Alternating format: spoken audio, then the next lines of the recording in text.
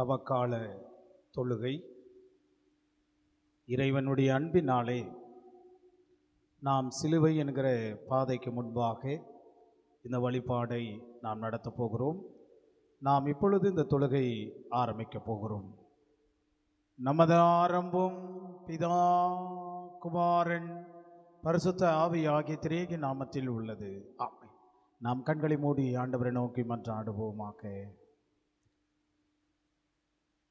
எங்கள் அன்பின் நல்ல கடவுளே, ஆசீர்வாதம் நிறைந்த இந்த வெள்ளிக்கிழமையின் ஆண்டவரே, அந்தி சாய்ந்த தருணத்தின் வேளையிலே உம்முடைய ஆலயத்துக்கு முன்பாக சிலுவை என்கிற ஆண்டவர் தியானத்தின் வழியாக நாங்கள் பயணித்து கொண்டிருக்கிறோம் சாமி. இந்த பயணத்தின் வழியாக நாங்களும் சிலுவையில் இணைந்து திருச்செய்தியின் உள்ளான அர்த்தங்களை புரிந்து எங்களுடைய வாழ்வை வழிநடத்துவதற்கு இந்த வழிபாட்டுகள் இப்படியாக எங்களுக்கு ஒருமிக்கப்படுத்தும்படியாய் தந்தமைக்காக நன்றி சொல்கிறோம் சாமி.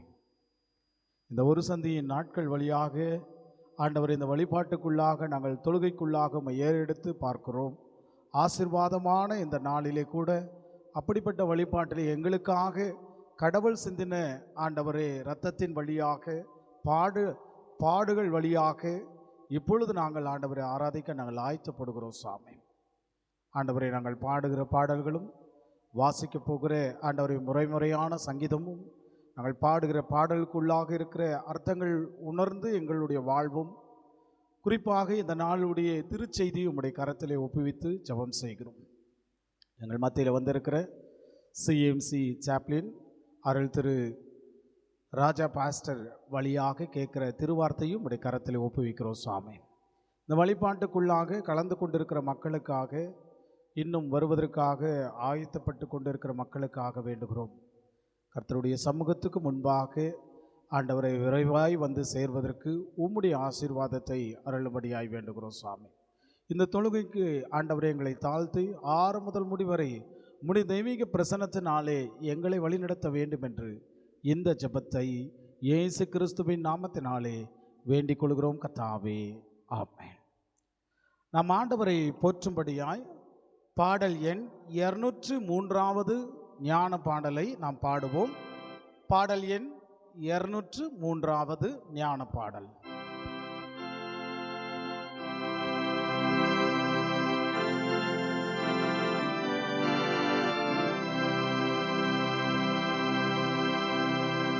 என்னுடைய சாவின் சாவே, என்னுயிரின் ஜீவனே, என்னை மீட்க நீர் கர்த்தாவே, தேவ கோபத்திலே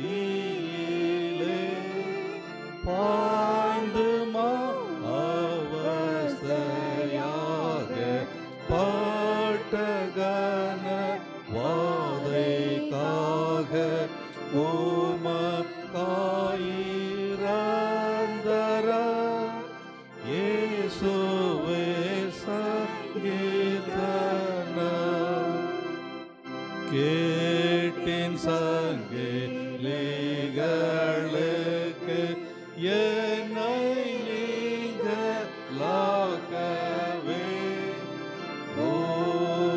தீயோ துஷ்டத்துக்கு நீரே தேவ மைந்தனே, சூரை விட்டு கள்ளனாக காட்டப்பட்ட நிந்தைக்காக உமக்காயிரந்தர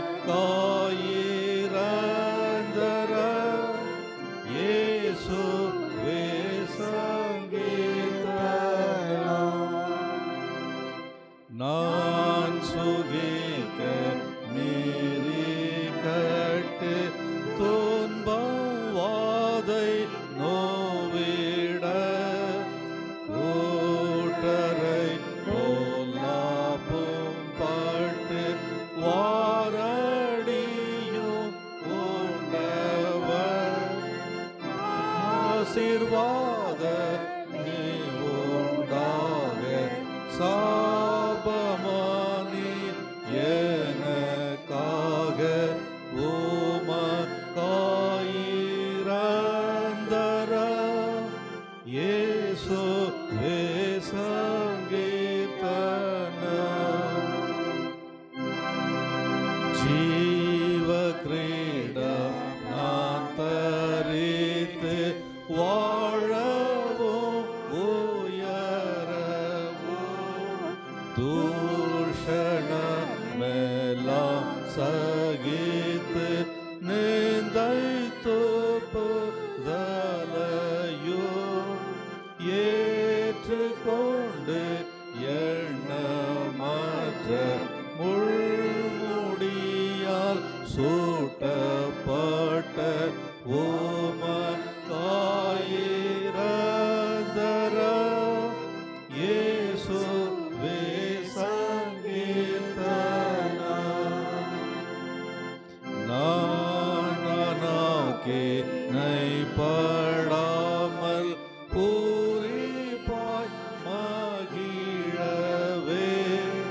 சூய தேகத்தை பாராமை வாதிப்பாரின் இச்சைக்கே அதை விட்டு கள்ள கேட்ட தூக்கப்பட்டோ ராய் தவித்த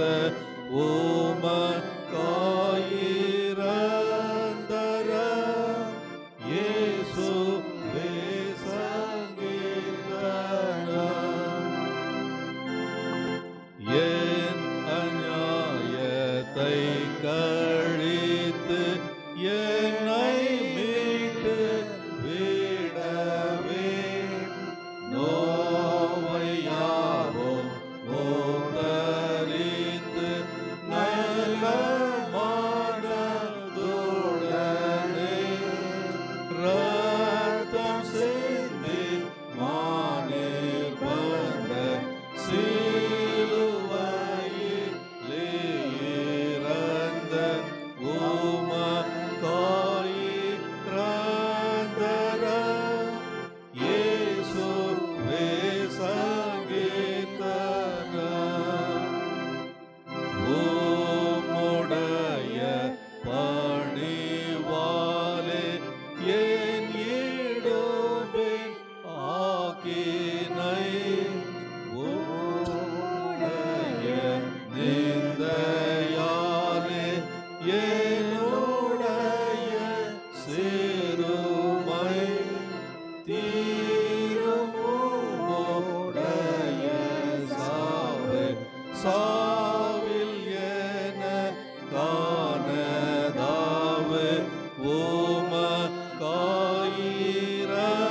உமக்காயிரந்தரம் இயேசுவே சங்கீர்த்தனம். இயேசுவே நீ சாந்தமாக உள்ளேயோ புறம்பேயோ ஜீவன் போகும் அளவாக பட்ட பாட நைத்துக்கோ என்ன சொல்வேன் எனக்காக பாட்டிரென்று தாழ்மையாக உம்மை நான் வணங்குவேன் என்றைக்கும் போற்றுவேன். ஆமென். நாம் பிரதான தேவ ஆராதனை முறைமை முதல் பகுதியுள்ள பகுதிகளை மட்டும் நாம் பாடுவோம். நமது ஆரம்பம் பிதா குமாரன் பரிசுத்தாவின் நாமத்தில் உள்ளது.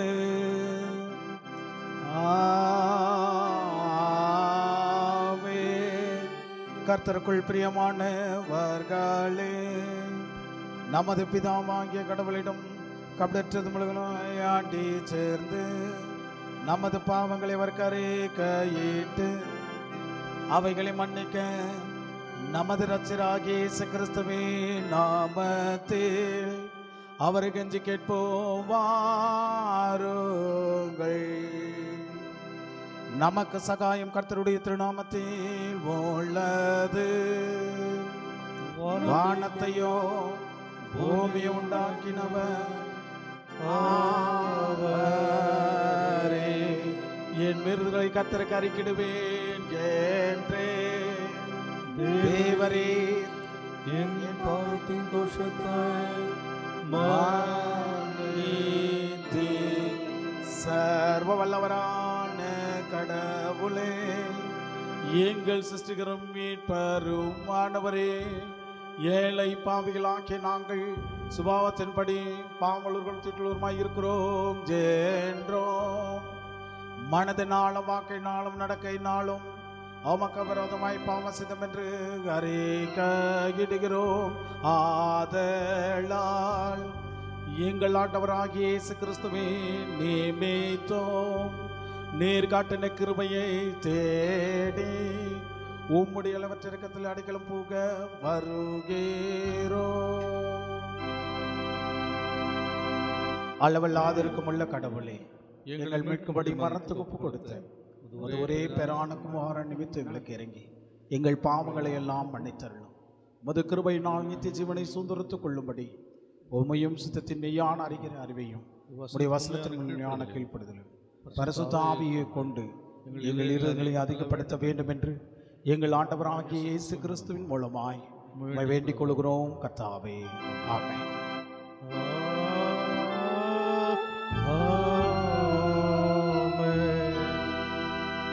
சர்வ வல்லவரான பரமபிதாவாகிய கடவுள் நமக்கு இறங்கினார். அவர் தமது ஒரே பேரான குமாரனை நமது பாவங்களுக்காக மரணத்துக்கு படுத்து நிமித்தம் பாவங்களை மன்னிக்கிறார். அவர் நாமத்திலே விசுவாசம் உள்ளவர்களுக்கும் கடவுளின் பிள்ளைகளாம்படி அதிகாரம் கொடுத்து அவர்கள் தமது பரிசுத்த ஆவியை தந்தருள வாக்குத்தத்தம் பண்ணினார். விசுவாசமுடையவன் ஞானஸ்தானம் பெற்றவன் ரட்சிக்கப்படுவான். கர்த்தாவே, எங்கள் அனைவருக்கு கிருபை செய்தருளும்.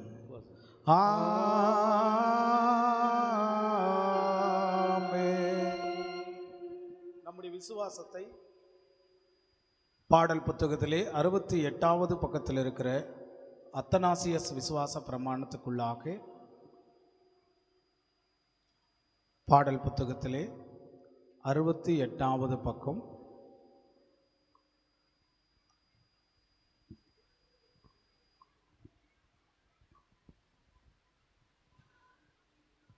ரட்சிப்படைய விரும்புகிறவன் எவனோ அவன் திருச்சபைக்குரிய பொதுவான விசுவாசத்தை எல்லாவற்றில் முதன்மையாய் பற்றி கொள்ள வேண்டும்.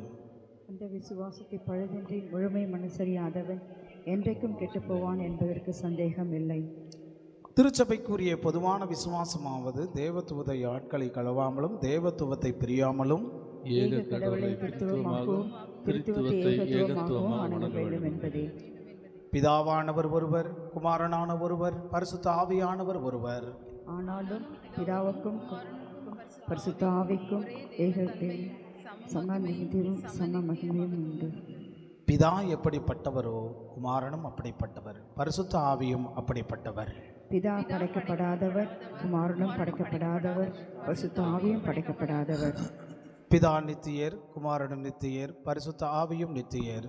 ஆகிலும் மூன்று நித்திய பொருட்கள் இல்லை, நித்திய பொருள் ஒன்றே.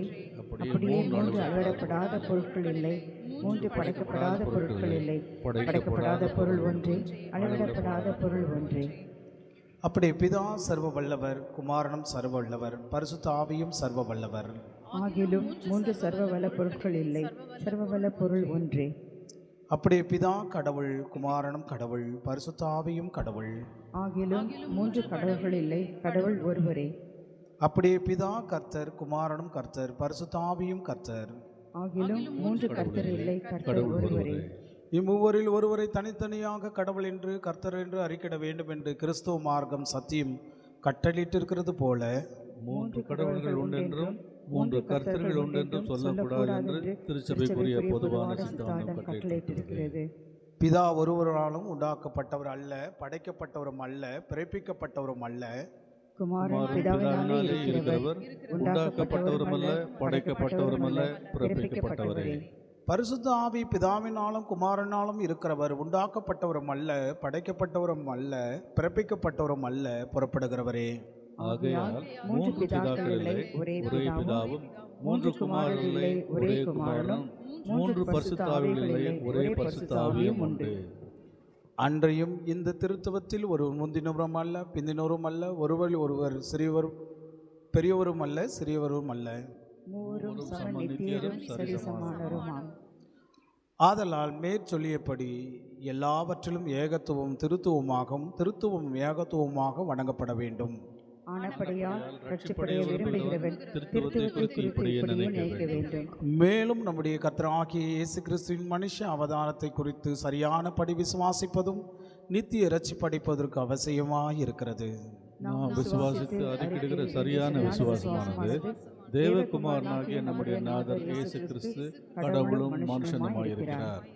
உலகங்கள் உண்டாவதற்கு முன்னே அவர் ஜனிப்பிக்கப்பட்டு பிதாவின் தன்னுடைய கடவுளாகவும் உலகத்தில் பிறந்து தம்முடைய தாயின் தன்னுடைய மனுஷனாகவும் இருக்கிறார்.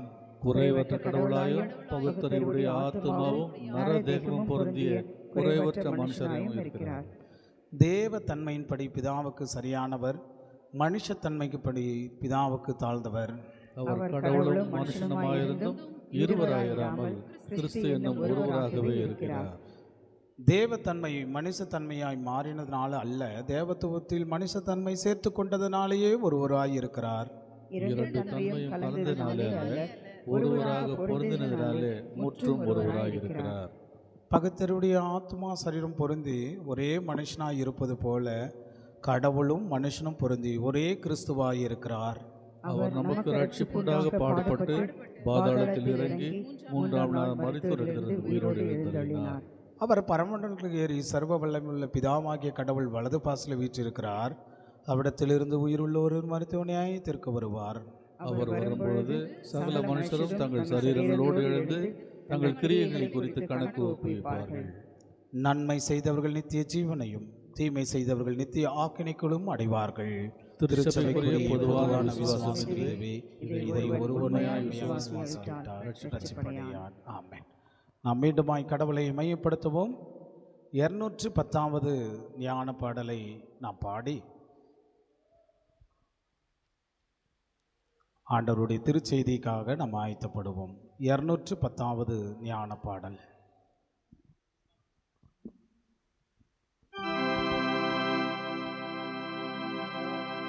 ஆரை நான் புகழுவேன்,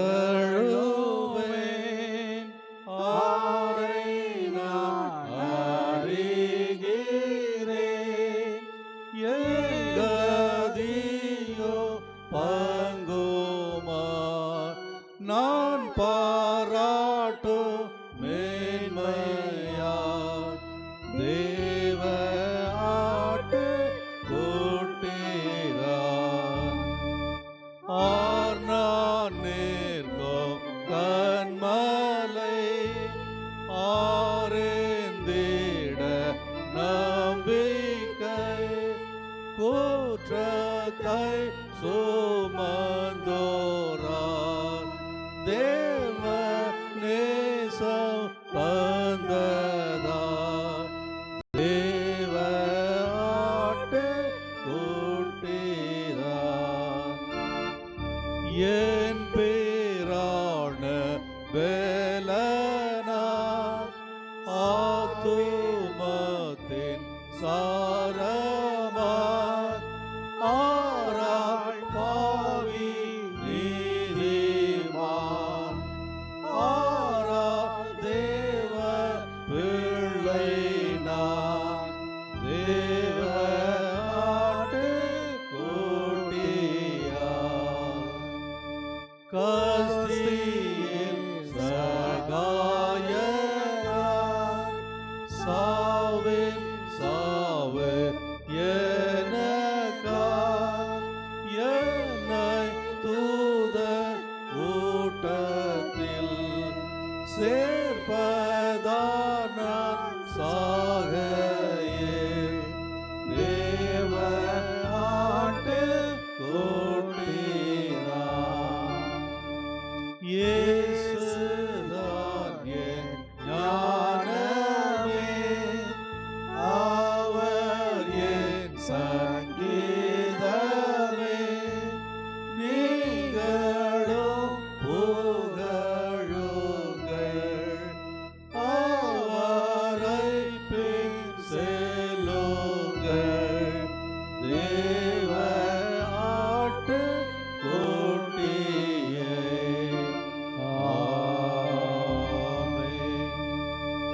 அன்பார்ந்தவர்களே, இந்த நாள் இறை செய்தி நம் மத்தியில் வந்திருக்கிற நம்முடைய சிஎம்சி மருத்துவமனையின் சாப்ளின் அருள் திரு ராஜா பாஸ்டர் ஐயா அவர்கள் நமக்காக இந்த நாளில் திருச்செய்தியை கொடுப்பார். அன்போடு வரவேற்கிறோம்.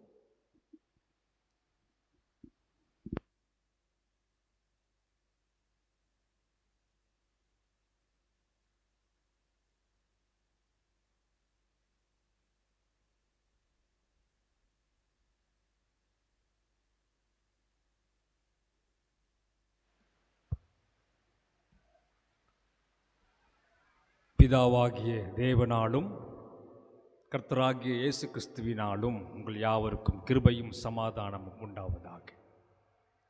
இந்த தவ நாட்களிலும் இந்த வெள்ளிக்கிழமை தியானங்களில் உங்களோடு கூட கடந்து கொண்டு இறைவனை நான் ஆராதிப்பதிலும் திருவசனங்களை நான் தியானிப்பதிலும் நான் பெரும் மகிழ்ச்சி அடைகிறேன். ஆகவே இந்த தவ நாட்களில் ஆண்டவரை நீங்கள் இன்னும் அதிகமாக கிட்டி சேர்ந்து ஆவிக்குரிய ஒரு புதுப்பிக்கக்கூடியதான ஒரு அனுபவத்தை நீங்கள் பெற்றுக்கொள்ளும்படியாக உங்களை நான் அன்போடு கூட நான் வாழ்த்துகின்றேன். குறிப்பாக இந்த 9 நாட்களிலும் கூட தினம்தோறும் காலை தியானத்தை நமக்கு ஒழுங்கு செய்து எல்லா ஊழியங்களிலும் உற்சாகத்தோடு கூட நமக்கு நம்முடைய திருப்பணியை ஆற்றி வருகின்ற நம்முடைய போதர் அவர்களுக்கும் இந்த நேரத்திலே நான் நன்றிகளை நான் தெரிவித்துக் கொள்கின்றேன். இன்றைய தினத்தில் இந்த தியானத்திற்கென்று கொடுத்திருக்கிற தலைப்பு தவ நாட்களின் அழைப்பு. தவ காலத்திற்குரியதான அழைப்பு என்ற திருவார்த்தையை சிந்திப்பதற்கு நான் உங்களை அன்போடு கூட அழைக்கின்றேன். கண்களை மூடி நாம் ஜெபம் செய்வோம். உம்முடைய திருவார்த்தை வல்லமை உள்ளது. அது எங்களுடைய சிந்தையிலும் இதயத்திலும் ஊடுருவி சென்று மாற்றத்தை ஏற்படுத்துகிறது. அது எங்களுடைய வாழ்க்கையின் உடைக்கக்கூடிய வல்லமை பொருந்தியது. இந்த வார்த்தையை நாங்கள் பெற்றுக்கொள்வதற்கு இறைவன் எங்களுடைய சிந்தனைகளை திறந்தரலும். நாங்கள் சிந்திக்கிறதான இந்த சிந்தனைகள் உம்முடைய திரு சமூகத்தில் ஏற்புடையதாக இருப்பதாக. ஆமேன். ஒரு அழகான ஒரு கிராமம் ஒன்று இருந்தது. அந்த கிராமத்தில் ஒரு பெரிய ஒரு மரம் ஒன்று இருந்தது. அந்த மரத்தின் அடியிலே அமர்ந்து அநேகர் அவருடைய வாழ்வின் அனுபவத்தை பகிர்ந்து கொள்ளுவார்கள். அந்த மரத்தில் இருந்த பழங்களை எல்லாம் சாப்பிடுவதற்காக பறவைகள் வந்து அந்த மரத்தில் உள்ள கனிகளை அது அருந்தியது.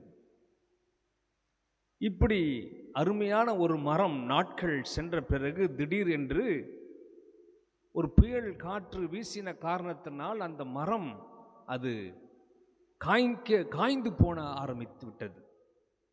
அது ஒரு வறட்சியை அனுபவத்துக்குள்ளாக கடந்து சென்றது.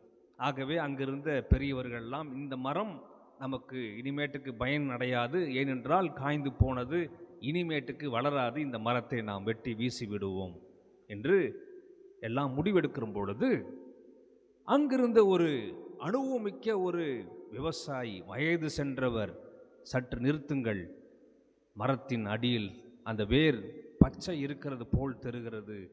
ஆகவே நாம் தொடர்ந்து சற்று அதற்கு கீழ் இருக்கக்கூடிய மணலையெல்லாம் நாம் சரி செய்து இன்னும் அதிகமாக பராமரிப்பு செய்வோம் என்றால் இந்த மரம் வளர்வதற்கு வாய்ப்பு உண்டு என்று அவர் சொன்னார். அதே போல் அவர்கள் பராமரிக்க ஆரம்பித்த பிறகு அந்த மரம் மீண்டுமாக அது துளிர்விட்டு பச்சையாக செழிப்பாக அது வளர்ந்தது. ஆம் பிரியமானவர்களே, இந்த தவ நாட்களும் கூட அப்படிதான். நம்முடைய வாழ்க்கையில், ஆவிக்குரிய வாழ்க்கையில் ஒரு வறட்சியின் அனுபவத்துக்குள்ளாக நாம் கடந்து சென்றிருக்கலாம். ஆனால் இந்த லென்த் நாட்களில் சற்று ஆண்டவருடைய சமூகத்தில் வந்து அதிகமான நேரத்தை ஜபத்திலும் வேதாகமத்தை படிப்பதிலும் தியானிப்பதிலும் நம்முடைய ஆவிக்குரிய வாழ்க்கையில் துளிர் விடுகின்ற அனுபவத்தை பெற்று இன்னும் ஆவிக்குரிய வாழ்க்கையில் நாம் வளரக்கூடியவர்களாக நாம் மாறுகின்றோம். அது நம்மளுடைய வாழ்க்கையில் புதுப்பிக்கக்கூடியதான ஒரு அனுபவத்தை நமக்கு கொண்டு வருகின்றது. இன்றைய தினத்தில் நான் தியானிப்பதற்காக தெரிந்து கொண்ட வேதாகம பகுதி லூக்கா எழுதின நற்செய்தி நூல் 19வது அதிகாரம் வசனங்கள் 1 துவங்கி 10வது வசனம் வரை நான் தெரிந்தெடுத்திருக்கின்றேன். இந்த பகுதியிலும் கூட அப்படிப்பட்ட ஒரு அனுபவத்தை தான் சகேவினுடைய வாழ்க்கையில் நாம் பார்க்கின்றோம்.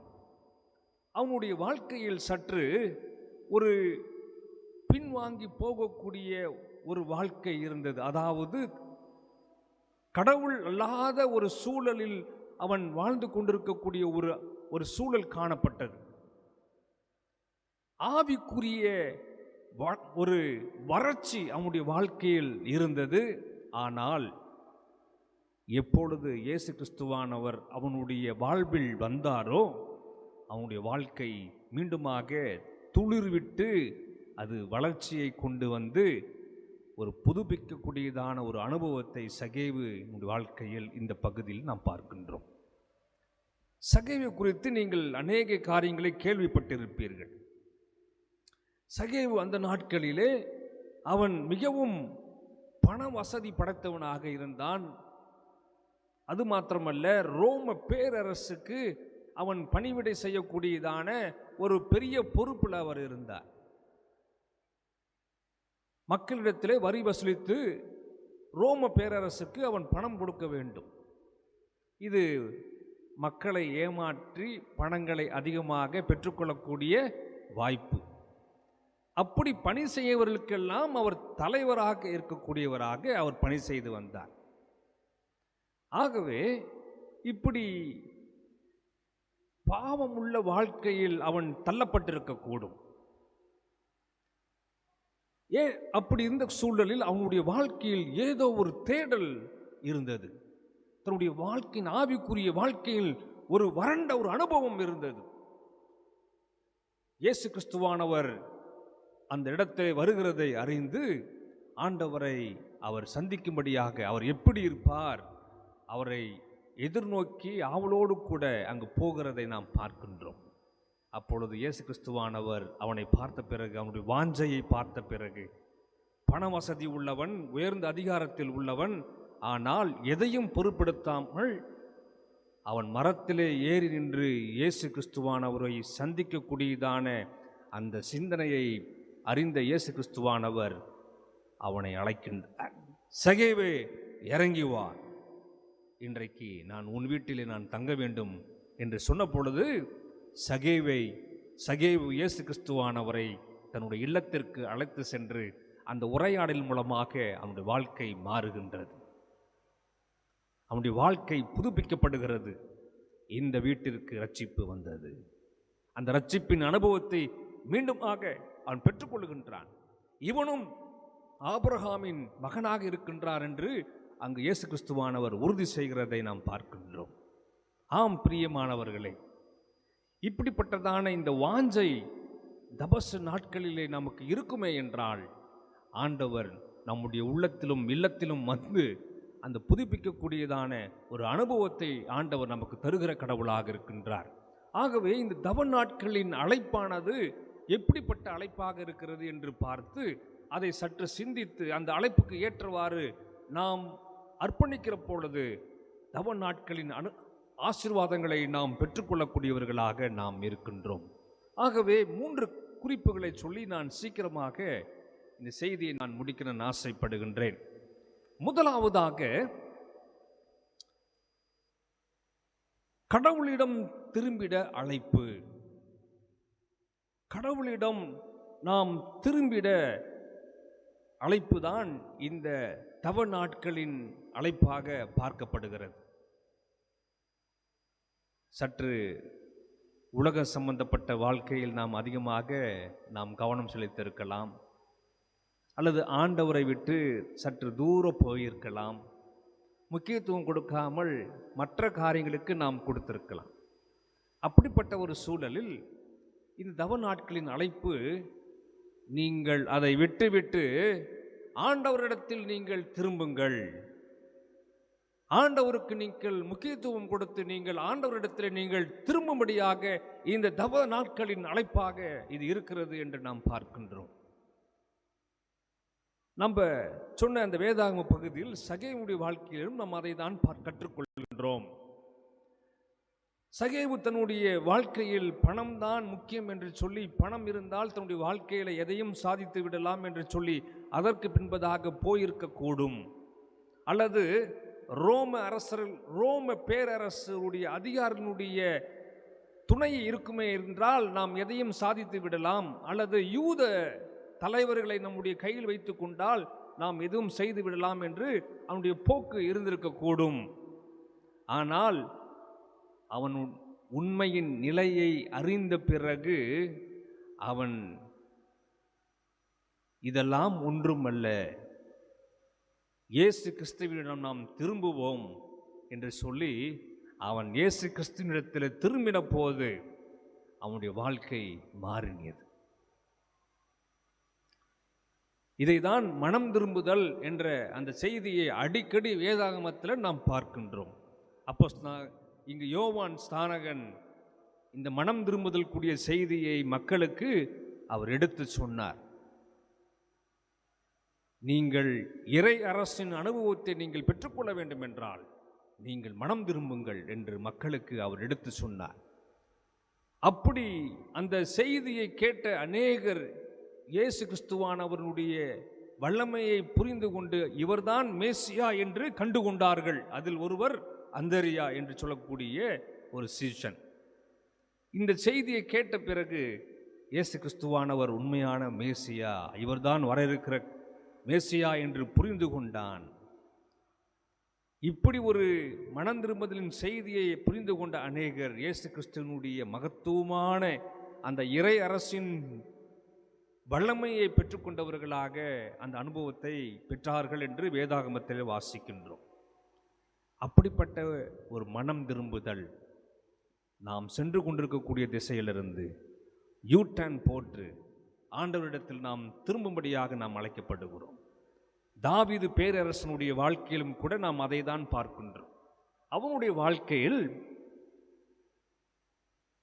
ஒரு சில தவறு செய்து அந்த தவறுகளே அவன் வாழ்ந்து கொண்டிருந்த பொழுது நாத்தான் தீர்க்கதரிசி தாவீதினிடத்திலே வந்து சொல்லுகின்றான், நீ செய்வது தவறு என்று அந்த தவறை சுட்டி காட்டின பிறகு அங்கு தாவீது தன்னுடைய பிழையை உணர்ந்தவனாக மறுசொல் எதுவும் சொல்லாமல் அங்கு நாத்தான் தீர்க்கதரிசிக்கு கீழ்ப்படிந்து ஆண்டவரிடத்தில் திரும்புகிறதை நாம் பார்க்கின்றோம். நான் ஒரு அரசன், நீ எப்படி எனக்கு முன்பதாக வந்து இதை நீ பேசலாம் என்று சொல்லி அவன் அந்த பதவியை அவன் தவறாக பயன்படுத்தவில்லை. மாறாக தன்னுடைய தவறை உணர்ந்த பிறகு அவன் ஆண்டவரிடத்தில் திரும்பி சென்று ஆலயத்திலே சென்று தன்னுடைய பிழையெல்லாம் சொல்லி, ஆண்டவரே என்னுடைய இதயத்தின் சுத்த இதயத்தை தாரும் என்று சொல்லி கதறி அழுது அவன் ஆண்டவரிடத்தில் திரும்பின பொழுது ஆண்டவர் அவனை தள்ளிவிடவில்லை, ஆண்டவர் அவனை எடுத்து உபயோகப்படுத்தினார். ஆனால் சவுல் அப்படி அல்ல. அவன் ஆண்டவரிடத்தில் அவன் திரும்பாமல் அவனுடைய வாழ்க்கை சென்று கொண்டிருந்த பொழுது ஆண்டவர் அவனை அதிகாரத்திலிருந்து அவனை தள்ளி போட்டார் என்று வேதாகமத்தில் வாசிக்கின்றோம். ஆம் பிரியமானவர்களே, இந்த தவ நாட்கள் ஆண்டவரிடம் திரும்பிடதான ஒரு அழைப்பாக இது பார்க்கப்படுகிறது. நம்முடைய வாழ்க்கையில் ஏதாவது ஒரு தவறுகள் இருக்கிறதா, அல்லது ஆண்டவருக்கு அதிகமான முக்கியத்துவம் கொடுக்காம உலகம் சார்ந்த காரியத்தில் நாம் ஈடுபடக்கூடியவர்களாக நாம் இருக்கிறோமா? வேலை என்று ஓடுகிறோம், குடும்பத்தை பார்த்து கொள்ள வேண்டும் என்று ஓடுகிறோம். வேலையிலே நமக்கு ப்ரொமோஷன் வேண்டும், அதற்கு என்னென்ன செய்ய வேண்டுமோ அதற்கெல்லாம் முக்கியத்துவம் கொடுக்கிறோம். தவறு கிடையாது. ஆனால் அதே நேரத்தில் ஆண்டவருக்கும் நாம் முக்கியத்துவம் தர வேண்டும். இப்படிப்பட்ட காரியங்களுக்கு நாம் திரும்ப வேண்டும். இரண்டாவதாக இந்த பகுதியில் நாம் பார்க்கக்கூடியதான ஒரு காரியம், கடவுளின் உறவில் நிலைத்திட அழைப்பு. இந்த தபசு நாட்களானது கடவுளின் உறவில் ஆழமாக நாம் நிலைத்து வாழ இது அழைக்கின்றது. இங்கு சகேவு இந்த மனிதன் பணம் என்று சொல்லி பணத்துக்கு முன்பதாக ஓடிக்கொண்டிருந்த ஒரு நிலை இருந்தது, அல்லது அதிகாரம் என்ற ஒரு சூழலில் சிக்குண்டவனாக இருந்தான். அவன் உண்மையின் நிலையை புரிந்து கொண்ட பிறகு, இறை உறவுடைய முக்கியத்துவத்தை புரிந்து கொண்ட பிறகு, ஆண்டவரை தன்னுடைய இல்லத்திற்கு அழைத்து சென்று அங்கு ஆண்டவருக்கு, இயேசு கிறிஸ்துவானவருக்கு ஒரு விருந்தோம்பலை அங்கு கொடுக்கிறதை பார்க்கிறோம்.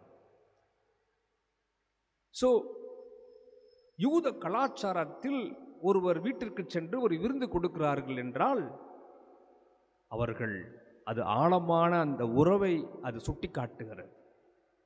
இயேசு கிறிஸ்துவினிடத்திலே அவர் ஏற்படுத்தி கொள்ளக்கூடியதான அந்த ஆழமான உறவு, அந்த உறவில் சகேவு அவர் முக்கியத்துவம் கொடுத்து அந்த உறவை அவன் பெற்றுக்கொண்ட பிறகு அவனுடைய வாழ்க்கையில் நிறைய மாற்றங்கள் வருகிறது. The perspective towards the money is completely changed.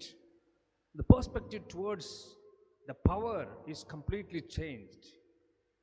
அவர் நினைத்திருந்தால் பணம் தான் அந்த வாழ்க்கையில் பாதுகாப்பை ஏற்படுத்தும், அல்லது அது பெரிய அந்தஸ்துக்குள்ளாக நம்மை நடுவில் நடத்தும் என்று நினைத்திருந்தார்.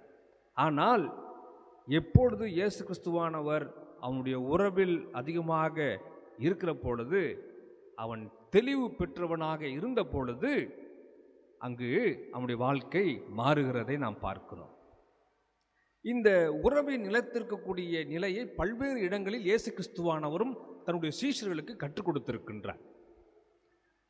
அவர் இந்த உலகத்தை விட்டு சிலுவையிலே மரித்து பரலோகத்திற்கு எடுத்துக் கொள்ளுவதற்கு முன்பதாக தன்னுடைய சீஷர்களை அழைத்து ஒரு முக்கியமான ஒரு கருத்தை சீஷர்களுக்கு கற்றுக் கொடுத்தார். யோவான் எழுதின நற்செய்தி நூல் 15வது அதிகாரம் வசனம் 4 திருப்பிக் கொள்ளுவோமா? அங்கு என்ன எழுதப்பட்டிருக்கிறது?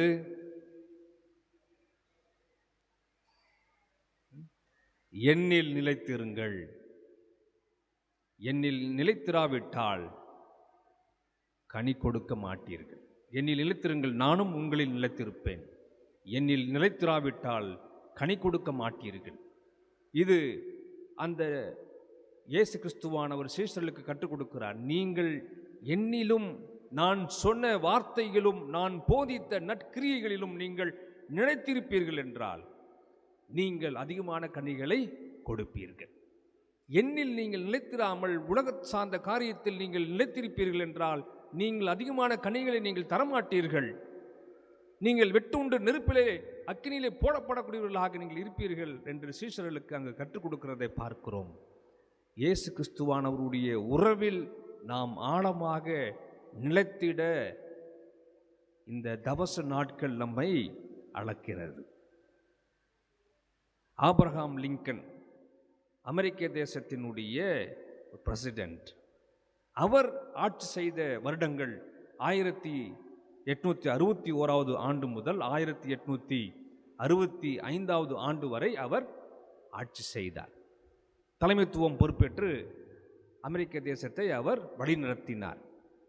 ஆனால் அவர் தலைமைத்துவம் எடுத்த நாட்கள் மிகவும் ஒரு கடினமான ஒரு நாட்கள் என்று சொல்லுவார்கள். ஏனென்று பார்த்தால் உள்நாட்டு போர் சூழல் அது நிலவிய ஒரு காலங்கள் தான் அந்த காலங்கள். So American civil war it was happening in between this period. அப்போ தெற்கு பகுதியில் இருக்கவங்களுக்கும் வடக்கு பகுதியில் இருக்கக்கூடிய மாநிலங்களுக்கும் பல பிரச்சனைகள். வடக்கு மாநிலத்தில் இருக்கக்கூடியவர்கள் ஒன்றாக தான் இருக்க வேண்டும் என்று சொல்லி அவர்கள் போராடினார்கள். ஆனால் தெற்கு பகுதியில் இருக்கக்கூடிய மாநிலங்கள், அந்த 11 மாநிலங்களும் தனி அந்தஸ்து எங்களுக்கு வர வேண்டும், தனி அரசு எங்களுக்கு உருவாக வேண்டும் என்று சொல்லி போராட்டத்தை நடத்தினார். கையெடுத்து பல பிரச்சனைகள் வந்தது. அந்த சூழலில் பொறுமையோடு கூட அவர் அந்த சூழலை கையாண்டு நாடு ஒன்றாக இருக்க வேண்டும் என்று சொல்லி பாடுபட்டு அநேக திட்டங்களை வகுத்து கொடுத்து சட்டங்களை அவர் நிறைவேற்றி கொடுத்தார். அந்த 2 மாநிலங்களையும் ஒன்றாக இணைத்து அவர் போர் சூழலை அவர் அமைதிப்படுத்தினார். அதே நேரத்தில் அடிமைத்தனம் தொடர்ந்து இருக்க வேண்டும் என்று சொல்லி சிந்தித்த அந்த மக்களுக்கு அடிமைத்தனத்தை எல்லாம் ஒழித்து கட்டிவிட்டு சுதந்திரத்தை அவர் மக்களுக்கு ஏற்படுத்தி கொடுத்தார். அந்த சூழலில்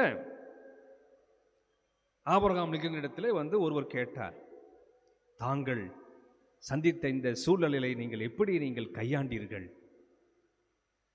அவர் சொன்னார்,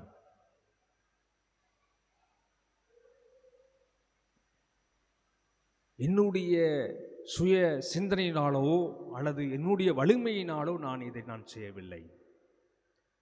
ஆண்டவருடைய சமூகத்தில் நான் மண்டியிட்டு அவர் கொடுத்த அந்த நாணமும் நான் அவருடைய உறவில் நிலைத்திருந்து அதிலிருந்து பெற்றுக்கொண்ட திரு நாணத்தின் மூலமாக நான் வழிநடத்தப்பட்டேன் என்று அவர் குறிப்பிட்டார்.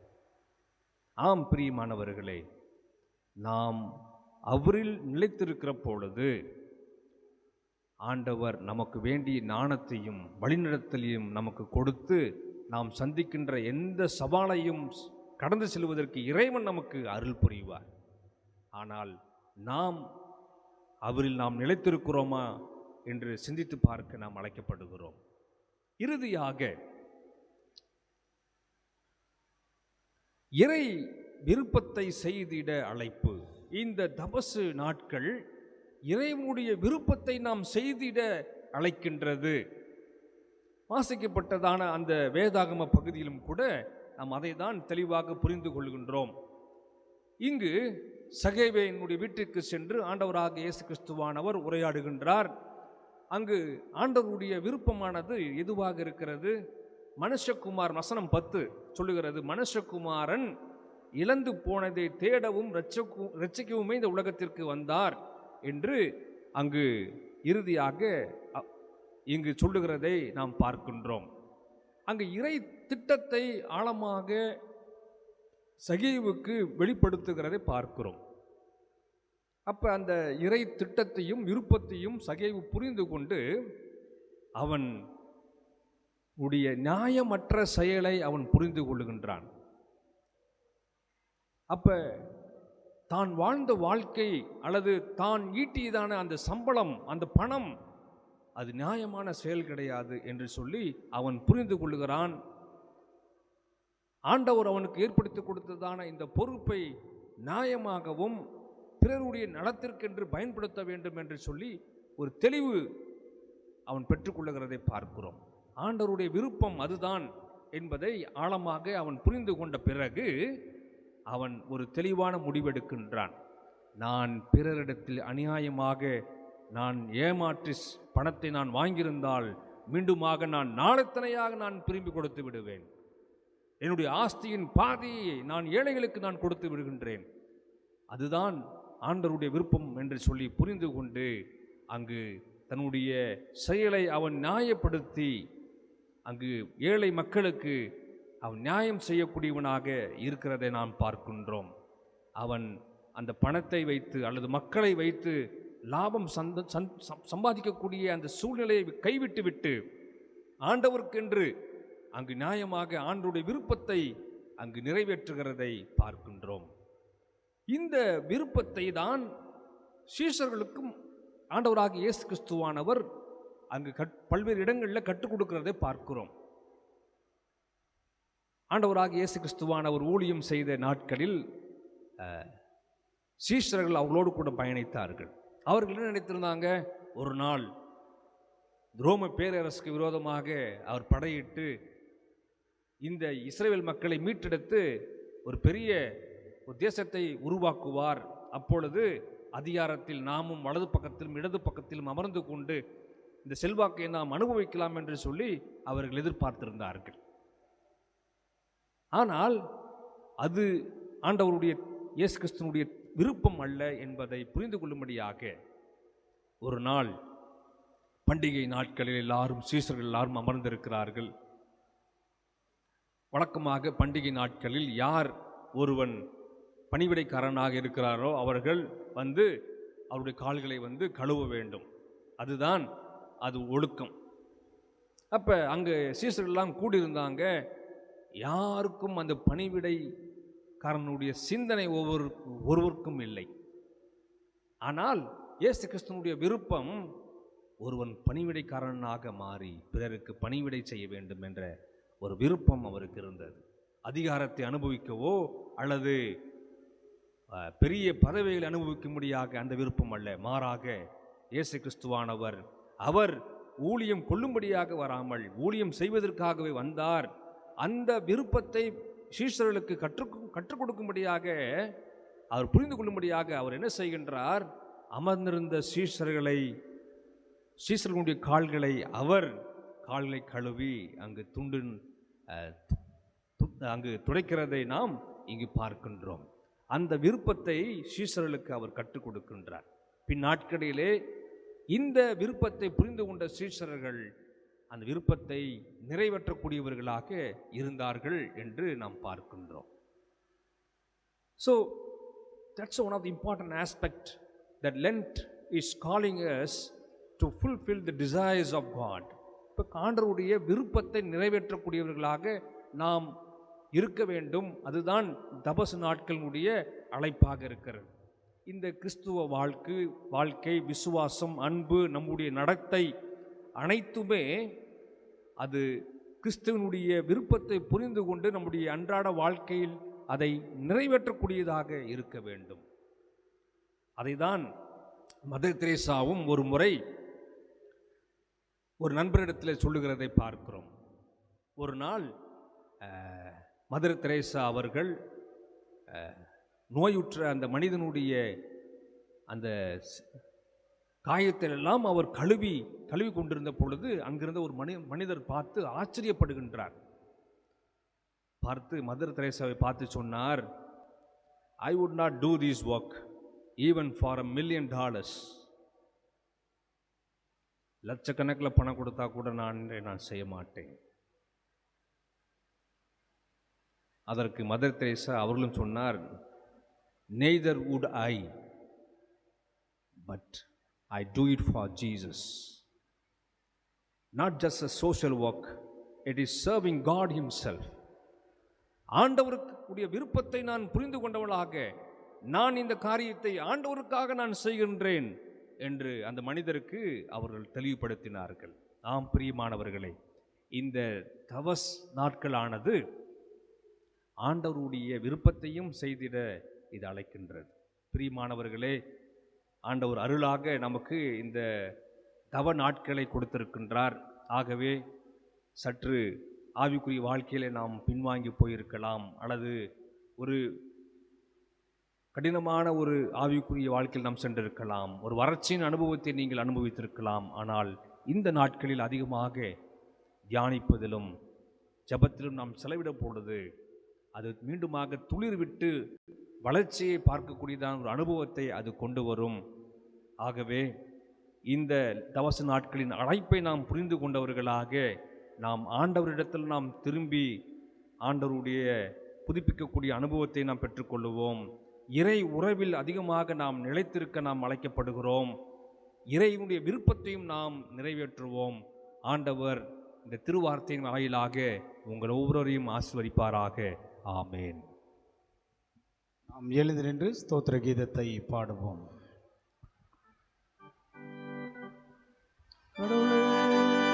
சுத்த இருதயத்தை என்னிலே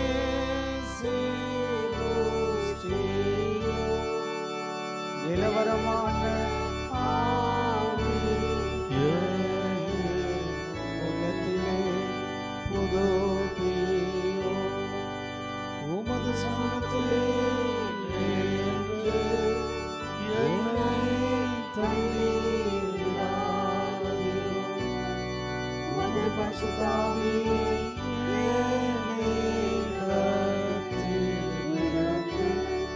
எடுத்துக்கொள்ளாதீரும். உமது இரட்சணிய சந்தோஷத்தை திரும்பவும் எனக்கு தாரும். உற்சாகமான ஆவி என்னை தாங்கும்படி செய்யும். நாம் 122வது பக்கத்தில் இருக்கிற பொதுவான பிரார்த்தனை மாலையை நாம் பாடுவோம்.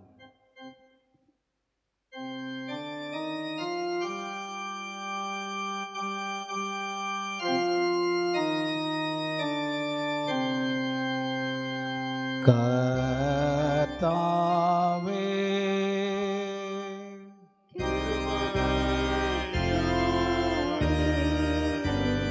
கிறிஸ்துவே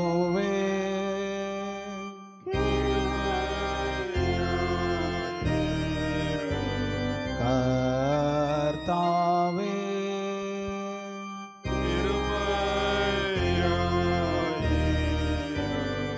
பரமண்டங்கள் இருக்கிற எங்கள் பிதாவாகிய கடவுளே, எங்கள் மேல் இரங்கும். லோகத்தின் ரட்சகராய் இருக்கிற சுதனாகிய கடவுளே, எங்கள் மேல் இரங்கும். பரிசுத்த ஆவியாகிய கடவுளே, எங்கள் மேல் இரங்கும். பரிசுத்த திரியேக கடவுளே,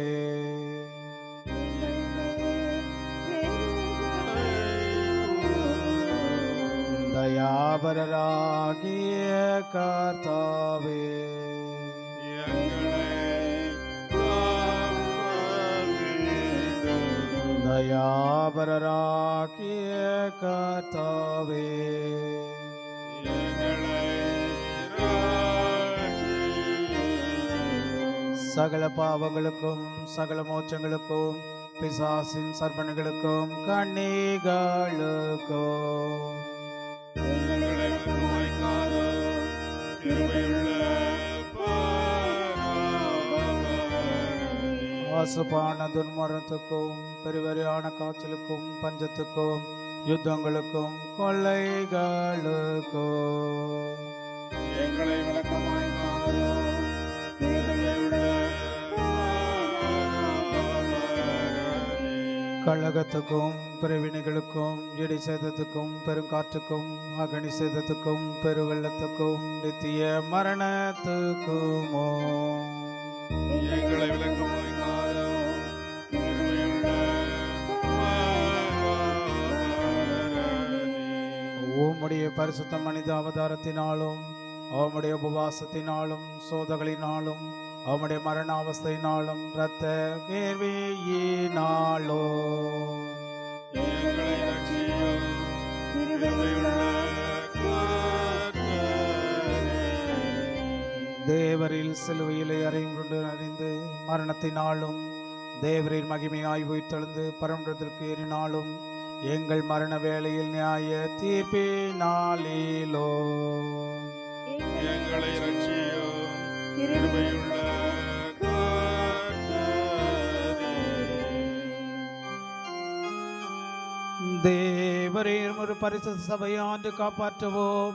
சபையின் போதகராகிய உம்முடைய ஊழியக்காரரும் ஆரோக்கியமான வசனத்தினாலும் தூய்மையினாலும் நடக்கையினால் நிலைப்படுத்தவும்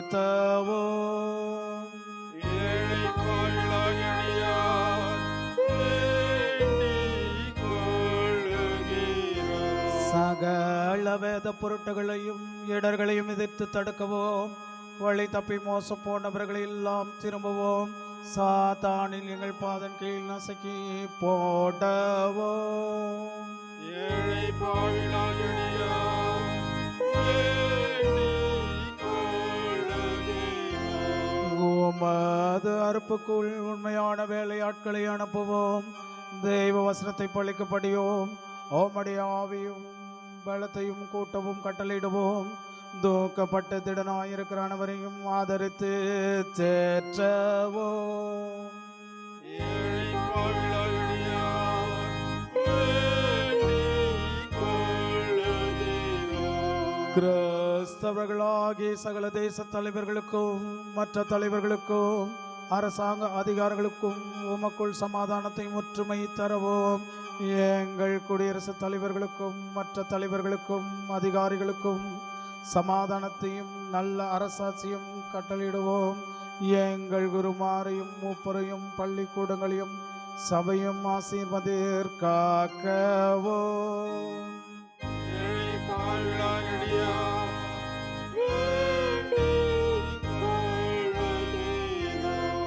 எங்களை உம்முடைய பரிசுத்த ஊழியத்தில் நிலைப்படுத்தி பழக்க பண்ணுவோம்.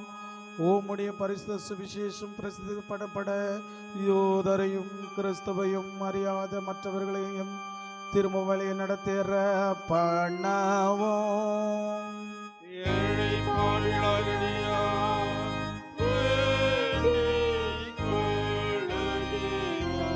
வறுமையும் துன்பமும் அனுபவிக்கிற யாவரும் துணைவரையாய் வெளிப்படுவோம். நிலத்திலும் நீரிலும் ஆகாயத்து பயணம் பண்ணுகிற யாவரையும் காப்பாற்றுவோம். கர்ப்பவதிகளுக்கு மகிழ்ச்சியான பேரை கட்டளிடுவோம். சகல பிள்ளைகளையும் பிணியாளிகளையும் கண்ணோக்கவும் பராமரிக்கவும். கோற்றமில்லாமல் கைது செய்யப்பட்டவர்களை விடுதலையாக்கவும். சகல கைம்பெண்களையும் அநாதி பிள்ளைகளையும் ஊனமற்றவர்களையும் ஆதரிக்கவும்.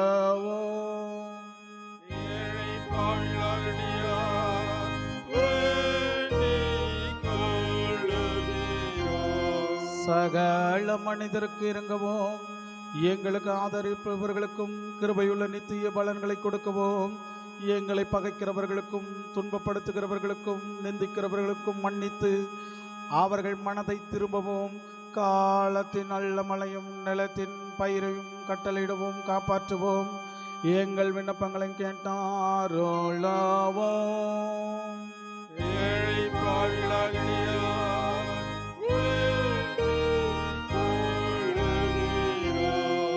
பராபரனுடைய குமாரனாகிய இரக்கமுள்ள கர்த்தரே,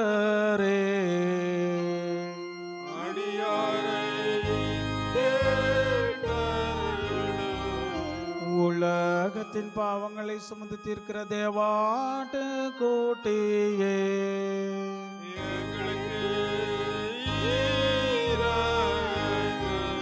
உலகத்தின் பாவங்களை சுமந்து தீர்க்கிற தேவாட்டு கூட்டியே,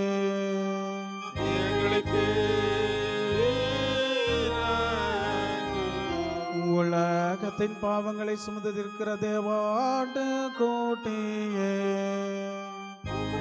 சமாதானத்தை எங்களுக்கு கட்டளையிடு.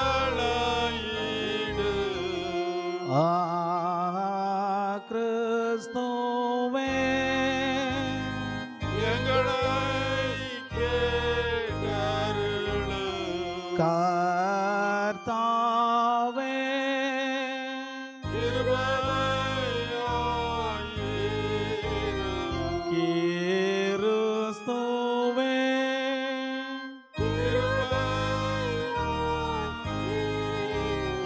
கர்த்தாவே,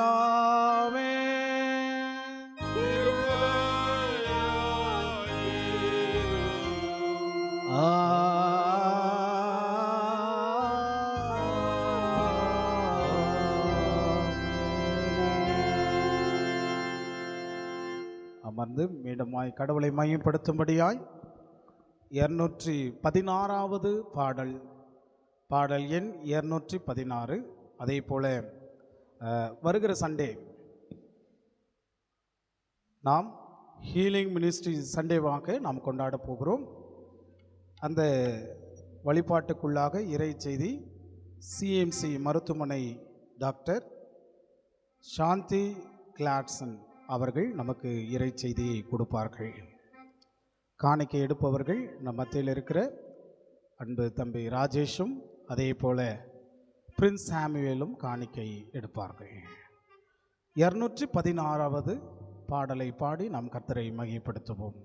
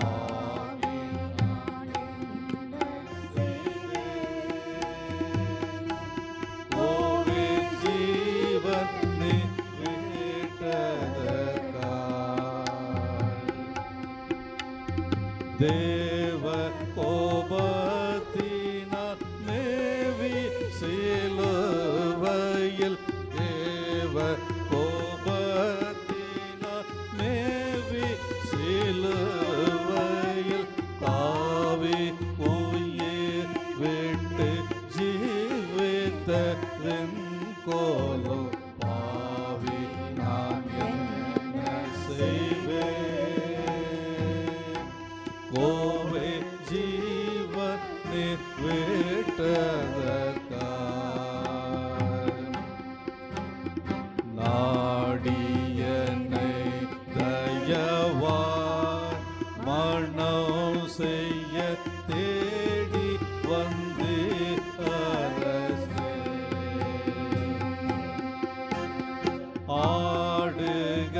ஆடுகளுக்காக நீடி உயிர் தர ஆடுகளுக்காக நீடி உயிர் தர பாடுபட்டு ஒரு சூடிரந்தீரன்றோ பாவி நான் என்ன செய்வேன் ஓவே ஜீவன் நீர் விட்டதற்காய்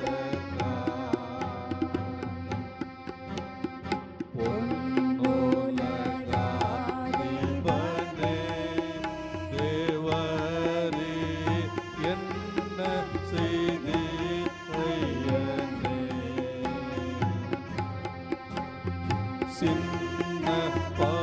சின்னப்படுத்தவும் கனத்தடிக்கவும் சின்னப்படுத்தவும் கனத்தடிக்கவும் சென்னியில் உள்மூடி தன்னை அழுத்தவும் பாவி நான் என்ன செய்வேன் கோவே ஜீவன் நீர் விட்டதற்காய் வாரால் அடிக்கப்பட்டு கூட்டோண்டு வாதைப்பட்டு நம்மற்றி சீரா மனோடவ தார சர்வாதி சீரா மனோடவ தார சர்வாதி தாரா பரமகுமார போலோலமே பாவி நான் என்ன செய்வேன் கோவே ஜீவன் நீர் விட்டதற்காய் வாதை உமக்கெதினா உண்டாயிற்று பாதகி பாவத்தினா வேதம் நிறைவுற ஆதி பாவம் அற வேதம் நிறைவுற ஆதி பாவம் அற நீதி தரும் இயேசு நாதா சுவாமியே பாவி நான் என்ன செய்வேன் ஓவே ஜீவன் நீர் விட்டதற்காய்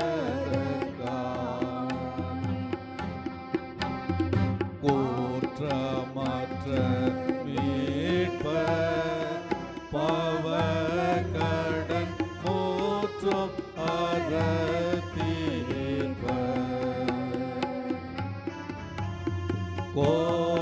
கோற்றவர்க்கும் கல்வி கற்றவர்க்கும் சூரர் கோற்றவர்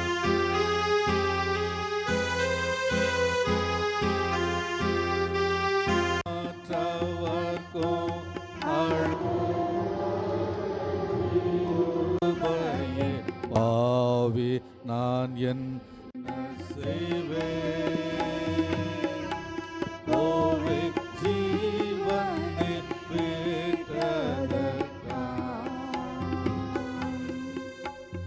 ஜெபம் செய்வோம்.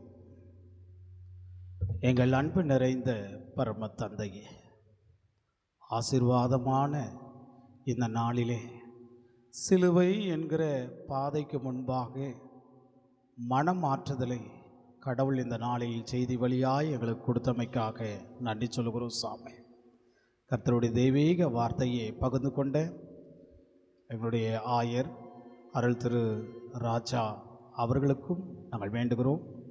கர்த்தருடைய தெய்வீக கரத்தினால் இந்த செய்தியின் வழியாக மனம் மாற்றுதலை குறித்து ஆண்டவரை எங்களுக்கு வெளிப்பட்டின வார்த்தைகள்லாம் நாங்கள் நன்றி சொல்கிறோம் சாமி. இந்த பாதைக்கு முன்பாக ஒரு சந்திய நாட்கள் வழியாக என்னுடைய எண்ணங்களும் சிந்தனைகளையும் உமக்கு நேராக இருக்கட்டும். மனம் மாறுவதற்கு முன்பாக அப்படிப்பட்ட ஆசீர்வாதமுள்ள வார்த்தையை நாங்கள் கேட்டோம் சுவாமி. இந்த வார்த்தைக்குள்ளாக எங்களுடைய விசுவாசம் ஆண்டவர் உம்முடைய கரம் வழி நடத்தும்படியாய் நாங்கள் வேண்டுகிறோம். குறிப்பாக எங்களுடைய திருச்சபை மக்களை உம்முடைய கரத்தில் வைத்து ஜெபம் செய்கிறோம் தகப்பனே. கர்த்தருடைய தெய்வீக கரத்தினாலே ஆண்டவரே உம்முடைய ஆசீர்வாதம் ஆண்டவரே பெரியவர்கள் முதல் சிறியவர்கள் வரையும் உம்முடைய கிருபையும் தந்து ஆசீர்வதிக்கும்படியாய் வேண்டுகிறோம் தகப்பனே. யாரெல்லாம் மன வருத்தத்தோடு ஆண்டவரை ஜெபத்தோடு இந்த நேரத்திலே உம்மை நோக்கி மன்றாடி என் மனதுக்கும் என் ஜெபத்துக்கும் கடவுளே உம்முடைய கரம் எங்களை நீர் வழிநடத்தும், அதை கேட்டு ஆமே என்று விடுதலையும் சமாதானத்தையும் மகிழ்ச்சியும் தருவதற்காக வேண்டுதல் செய்கிறவருடைய உள்ளங்களை உம்முடைய கரத்திலே ஒப்புவிக்கிறோம் சாமி. உம்முடைய ஆசீர்வாதம் நிறைவாய் வழிநடத்துங்க தகப்பனே.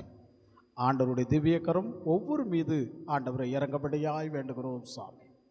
ஆண்டவரே இந்த நேரத்திலே எங்களுடைய திருச்சபையினுடைய மூத்தவர்களும் ஆண்டவருடைய குடும்பத்தின் தலைவர்களோடும் தலைவிகளோடும் ஆண்டவரை அன்பு வாலிப பிள்ளைகளோடும் சிறு பிள்ளைகளோடும் உடைய கரத்தில் வைத்து ஜெபம் செய்கிறோம். உடைய ஆசீர்வாதம் நிறைவாய் பிள்ளைகளை வழிநடத்துங்க. குறிப்பாக தேர்வு காலங்களுக்கு மத்தியிலே உம்முடைய பிள்ளைகளை பாதுகாத்து ஆசீர்வதிக்கும்படியாய் நாங்கள் வேண்டுகிறோம் தகப்பனே.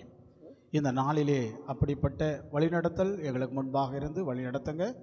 குறிப்பாக ஆண்டவரை வருகிற ஞாயிற்றுக்கிழமையிலே ஆண்டவரே ஏதோ நாங்கள் வழிபாடாக மருத்துவ துறைக்கு முன்பாக நாங்கள் ஆண்டவர் வழிபாடுகளை நடத்துவதற்கு ஆயத்தப்படுகிற போது உம்முடைய ஆசீர்வாதம் வழி நடத்தும்படியாய் வேண்டுகிறோம் சாமி. இந்த நாள் உம்முடைய கரம் எங்களை வழி நடத்துங்க. குறிப்பாக எங்களுடைய திருச்சபையினுடைய பொறுப்பாளர்களை உம்முடைய கரத்தில் ஒப்புவிக்கிறோம். தலைவர் டாக்டர் ஜான்சன் சார், செயலாளர் திரு விஜயகுமார் அவர்களுக்காக, பொருளாளர் திரு பிரபு ஞான செல்வன் அவர்களுக்காக, உதவி தலைவர் டென்னிசன் அவர்களுக்காக நாங்கள் வேண்டுகிறோம் தகப்பனே. உம்முடைய கரம் இவர்களை ஆசீர்வதிங்க, வழி நடத்துங்க. வாலிப ஆண்டவரை பொறுப்பாளர்களுக்காக மாதர்களுக்காக நாங்கள் வேண்டுகிறோம். உம்முடைய ஆசீர்வாதம் ஊழியத்திலே வழி நடத்துங்க தகப்பனே. குறிப்பாக ஆண்டவர் உலக நாடுகளுக்காக நாங்கள் வேண்டிக் கொள்கிறோம்.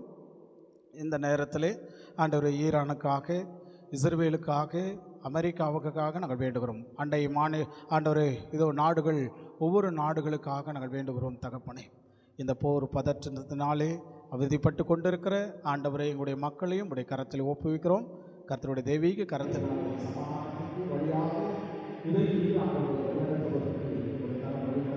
வேண்டுகிறோம் தகப்பனே. இந்த நாள் கலந்து கொண்டிருக்கிற அத்தனை பேர்களும் ஆசீர்வதிங்க. இசையின் வழியாக வாசித்தவர்களும் ஆண்டவரை பாடினவர்களும் உடைய கரத்தில் ஒப்புவிக்கிறோம். உம்முடைய கரம் தந்து ஆசீர்வதிக்க வேண்டும் என்று இந்த ஜெபத்தை இயேசு கிறிஸ்துவின் நாமத்தினாலே வேண்டிக் கொள்கிறோம் கர்த்தாவே, ஆமென். பரமண்டல இருக்க எங்கள் பிதாவே, உம்முடைய நாமம் பரிசுத்தப்படுவதாக, உம்முடைய ராஜ்யம் வருவதாக, உம்முடைய சித்தம் பரமண்டலத்தில் செய்யப்படுவது போல பூமியிலும் செய்யப்படுவதாக. அன்று வேண்டிய ஆகாரத்தை எங்களுக்கு தாரும், எங்கள் கடனாளிகள் மன்னிக்கிறது போல எங்கள் பாவ கடன்கள் மன்னி, எங்களை சோதனைக்கு ராஜ்யமும் வல்லமையும் மகிமையும் என்றென்றைக்கும் சுவாமி. ஆமென். நாம் எழுந்து நின்று கர்த்தருடைய ஆசீர்வாதத்தை பெற்றுக்கொள்வோம். கர்த்தராண்டவர் உன்னை ஆசீர்வதித்து உன்னை காப்பாராக. கர்த்தராண்டவர் தமது திருமுகத்தை உன்மேல் பிரகாசிக்க பண்ணி உன்மேல் கிருபையாயிருப்பாராக. கர்த்தராண்டவர் தமது திருமுகத்தை உன்மேல் பிரசன்னமாக செய்து உனக்கு சமாதானம் கட்டளையிடுவாராக.